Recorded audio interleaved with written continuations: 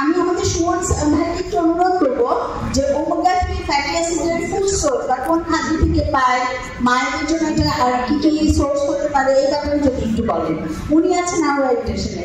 আসসালামু আলাইকুম, আমি Nurul Alam Siddiqui Suman, founder of Awa international. আমরা বিভিন্ন খাদ্য নিয়ে রিসার্চ স্টাডি করে থাকি। তো সেক্ষেত্রে কিছু তথ্য এখানে এসেছে ম্যাটারনাল নিউট্রিশনের ক্ষেত্রে, ম্যালনিউট্রিশনের ক্ষেত্রে। তো এখানে একটা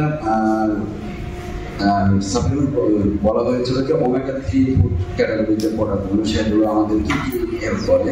মেনলি 2003 এর রিসার্চে এসেছিল যে ওমেগা 3 যতগুলো ওয়ার্ল্ডে available most of them are induced with EPA, eicosapentaenoic acid এবং ডোকোসাহেক্সানোয়িক অ্যাসিডের কম্বিনেশনে কিন্তু ওমেগা 3 হতে হবে। তো যেগুলো খাবার থেকে আমরা পাই, ইলিশ মাছ, স্যালমন ফিশ, তারপর টুনা ফিশ, এই সমস্ত মাছ থেকে আমরা এই ওমেগা 3 গুলো কালেক্ট করতে পারি মায়েদের জন্য।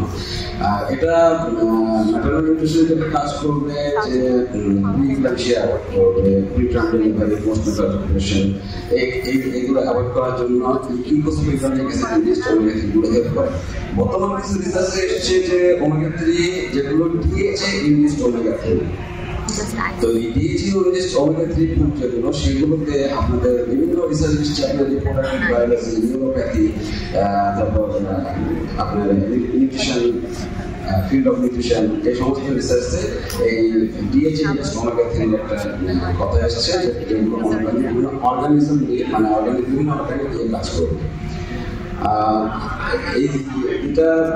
এই ওমেগা 3 আসলে একটু এসেনশিয়াল ফুড, যেগুলো ন্যাচারাল খাবার থেকে পুষ্টিবিদরা মায়েদেরকে কিংবা শিশুদেরকে সাজেস্ট করতে পারে। এবং ডিএইচএ ইনডিউসড ওমেগা 3 যেগুলো মার্কেটে অ্যাভেলেবেল, ফুডে অ্যাভেলেবেল, সেগুলো মেটাবলিজম সিস্টেমটাকে রিপেয়ার এবং বুস্ট আপ করার জন্য সবাইকে হেল্প করে।